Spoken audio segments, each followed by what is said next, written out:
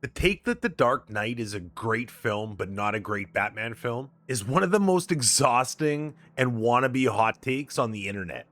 And it's completely wrong. If you're on comic book Reddit or X or any other social media sites, I'm sure you've heard this argument 100 times. Batman Begins is the better Bruce Wayne story. 2022's Batman by Matt Reeves is the better detective story. The Dark Knight is a Christopher Nolan movie starring the Joker dressed up in a cowl and a cape. On the surface level, I get it. Heath Ledger is so electric, he steals every scene he's in. But that's not a flaw. That's the entire design of the film. Batman isn't supposed to be the most interesting man in the room in The Dark Knight. He's supposed to be the most important one. Batman Begins is without a doubt the definitive Batman origin movie. We spent nearly 3 hours constructing every facet of who Bruce Wayne is and how much of the Batman has consumed his persona. I hear it over and over again that The Dark Knight is an adaptation of The Long Halloween. And it has its merits, and there's definitely massive elements from that run. The way they build up the mob and the underworld of Gotham is spot on, but it's not a screenplay based on the book. The Harvey Dent and Bruce Wayne dynamic, Harvey's transformation into Two-Face, that DNA is pulled straight from Jeff Loeb's run. But even that isn't a direct adaptation. If you've actually read The Long Halloween, you know that that comic isn't a solo Batman run either. It's an ensemble. Batman, Gordon, Dent, the mob, Gotham itself is a character in the book. It focuses on how Batman's existence ripples outward and changes everyone around him.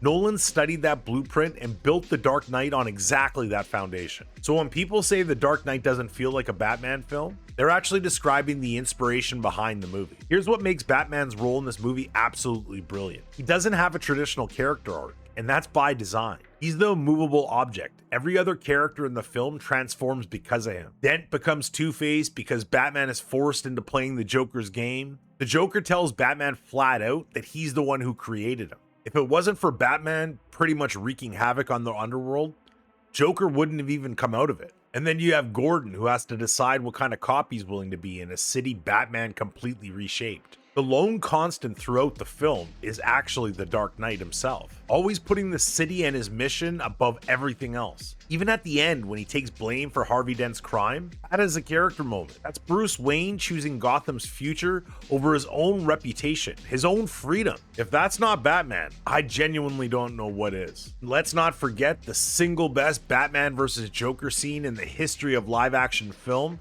is in this movie. The interrogation room, Batman beating Joker into the ground while Joker just laughs harder with every hit. Two philosophies colliding in a single room. This is the scene that literally cemented this movie as an all-time classic. Batman 89, that's a revenge story.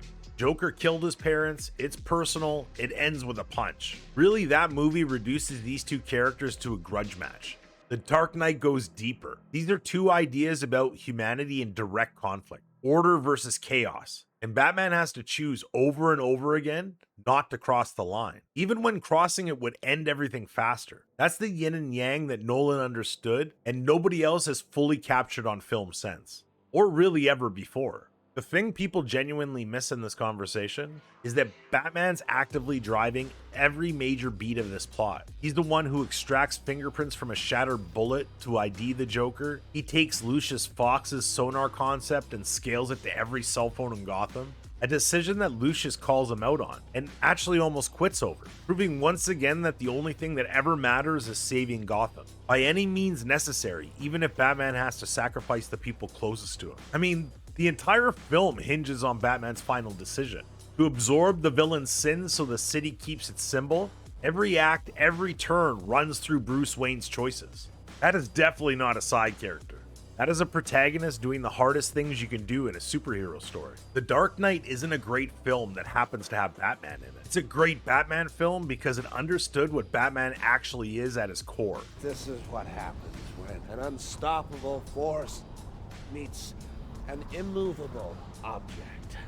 You won't kill me out of some misplaced sense of self-righteousness. Not the guy in the suit, but the immovable force that reshapes a city just by existing in it. Batman Begins gave us Bruce's origin. The Batman gave us Bruce the detective. The Dark Knight gave us what happens to everyone and everything around him when he fully commits to the symbol. I killed those people. That's what I can be. No, you can't. You're not. I'm whatever Gotham needs me to be. So the next time someone tells you The Dark Knight is a great movie but a bad Batman film, ask them what they think Batman actually is. Because this film answered that question better than almost anything else in the character's history. The only real question is if it's the best Batman movie ever made. Drop your answer in the comments. Thanks so much for watching. Please like the video and subscribe for more. MMO. Peace.